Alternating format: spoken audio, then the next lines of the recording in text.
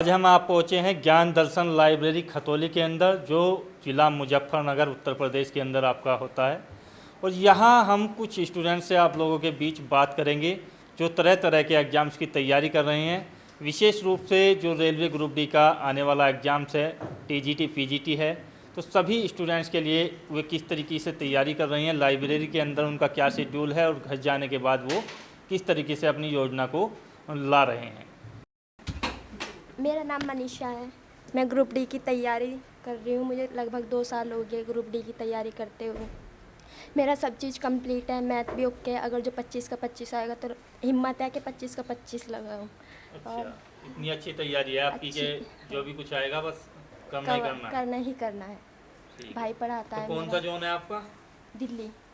दिल्ली। जी। नहीं, दिल्ली का जोन है। तो ये जो रेलवे ग्रुप डी की तैयारी है, तो इसके लिए लाइब्रेरी जिस तरीके से लड़कियों को थोड़ा देर सवेर हो जाती है, उस तरीके की कोई दिक्कत?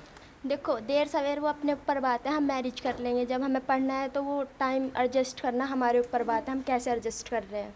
पढ़ाई के लिए ना टाइम होता फिक्स और ना ही कुछ भी चीज़। मुझे टाइम में सुबह कोचिंग जाती हूँ, उसके बाद में लाइब्रेरी आती हूँ। लाइब्रेरी में यह है, बच्चे साथ में पढ़ते हैं तो मन जैसे अपसेट हो जाता है, तो बच्चों को देख के अच्छा पढ़ने हैं, वे भी पढ़ रहे हैं, हम भी पढ़ेंगे। अच्छा, तो यहाँ जो और घर में क्या अंतर लगा? यहाँ और घर में पापा ये कहते हैं, जैसे मैंने कहा मैं लाइब्रेरी छोड़ी, पापा कहने लगे वहाँ पे बच्चे बैठ के अगर जो पढ़ेंगे बच्चों के साथ तो वैसा ही उनके साथ मतलब अच्छा लगेगा। और घर पे तो मतलब मम्मी भी होती है, घर में काम भी होता है लड़कियों को, तो उससे अच्छा है कि बेस्ट लाइब्रेरी ज्वाइन करते हैं। क्योंकि घर पे नहीं इतना समय दे पाते हम किताबों को, और यहाँ पे तो जो अगर हम एक बार आके बैठ गए तो समझो 8-9 घंटे तो है ही। और जिनको घूमना होता है वो लाइब्रेरी में बैठ के घूमते हैं, बैग यहाँ रख दिया, बाहर घूमने चले गए। तो जिसको पढ़ना आता है वो पढ़ता है यहाँ, और जिसको नहीं पढ़ना वो नहीं पढ़ता। तो मैं तो कहूँगा कि लाइब्रेरी अच्छी है, बैठना चाहिए। तो कब से आपने ज्वाइन की है और आप किस एग्ज़ाम्स के लिए तैयारी कर रहे हैं? मेरा रेलवे ग्रुप डी का पेपर है और बिलासपुर जोन से मेरा भरा हुआ है, बिलासपुर छत्तीसगढ़ से। अच्छा, मुझे 3-4 महीने हो गए यहाँ यहाँ पे। तो सिलेबस तो आपका कंप्लीट होगा? हाँ, लगभग कंप्लीट सा ही है। देखो, सिलेबस तो वैसे कंप्लीट हुआ नहीं करता, पर लेकिन लगभग कंप्लीट सा ही है। तो ये जो आपने बिलासपुर जोन भरा है, इसका रीज़न क्या है? रीजन क्या, कुछ पता था नहीं उस टाइम इतना, अच्छा, बस ऐसे ही डाल दिया था। लेकिन अब जो होगा देखा जाएगा, तैयार हैं। मतलब किसी ने बताया तो होगा कि बिलासपुर भरना है या इलाहाबाद भरना नहीं है? बताया किसने नहीं, क्योंकि अच्छा। 3 साल पहले इतनी अकल नहीं थी, न कुछ पता था पढ़ने के बारे में, बस ऐसे ही डाल दिया था। मेरा नाम सनी है। मैं ग्रुप डी की तैयारी कर रहा हूँ। मेरा सिलेबस कंप्लीट हो गया है।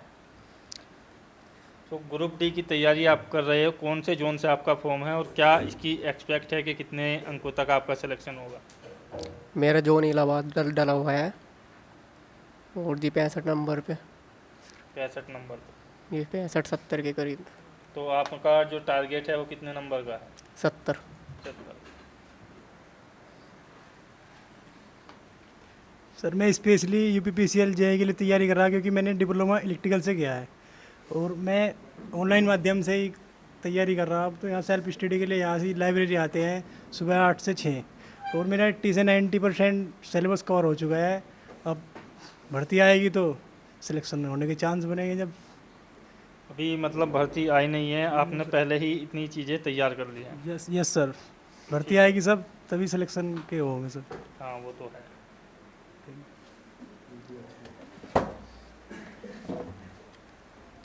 मेरा नाम आकाश है। मैं यूपी पुलिस की तैयारी कर रहा हूँ। 90% कोर्स हो गया, 10% रह रहा है। तो यूपी पुलिस की जो वैकेंसीज हैं वो आएंगी तो आप उसके लिए तैयारी कर रहे हो? इससे पहले कोई एग्ज़ाम दिया है? नहीं जी, अभी एज हुई है। अच्छा, अभी। सोम भूप थ्री से, और मेरा एग्ज़ाम है दिल्ली पुलिस हेड कांस्टेबल और AWO TPO। तो 2 एग्ज़ाम्स की तैयारी, दोनों का सिलेबस समान है या कुछ अंतर है? थोड़ा अंतर है, हेड कांस्टेबल में इंग्लिश है और उसमें साइंस है AWO TPO में। तो कहाँ तक पहुँची तैयारी? 60% सिलेबस कवर हो गया। एग्ज़ाम कब है? एग्ज़ाम है एक 15-16 सितंबर और 1 अक्टूबर में। तो यहाँ जो लाइब्रेरी है कितने घंटे का टाइम आप दे रहे हो? यहाँ पे 8 घंटे। 8 घंटे का। तो हाँ यहाँ जी। से कुछ फ़ायदा है? हाँ, यहाँ पे माहौल मिलता है अच्छा, और फोकस बना रहता है, एक अच्छा माहौल मिलता है यहाँ पे। काफ़ी बच्चे हमारे साथ जुड़ चुके हैं, हमने सारों को एकत्रित कर लिया है एक जगह। तो अब उनसे पूछते हैं उनके सिलेबस के बारे में, उनकी तैयारी के बारे में। सरकार के खिलाफ भी बोल सके। जैसे कि सरकार ने 3 साल पहले ये विज्ञप्ति निकाल ली थी और बच्चे जब से तैयारी कर रहे और 1.5 साल हो गया मुझे तैयारी करते लाइब्रेरी में। तो ये रवैया क्या है सरकार का, इस बारे में भी कुछ मतलब भर्ती की जो प्रक्रिया है उसमें इतनी देरी क्यों है, कुल मिला के बात ये है। जी 2018 में वीडियो का पेपर दिया था, भर्ती पूरी कंप्लीट होने के कगार पे थी, वो कैंसिल हो गई। अब फिर दोबारा उसकी तैयारी कर रहे हैं और अब तक उसकी कंफर्म डेट भी नहीं है। तो 2018 का जो वीडियो का एग्ज़ाम्स आपने दिया था उसमें आपका सिलेक्शन हुआ था? हाँ, DV तक पहुंच गया, फिर कैंसिल हो गई, कोर्ट का आदेश हुआ, अच्छा, कैंसिल हो गई वो। तो और अभी कुछ है उसके एग्ज़ाम्स का आता पता?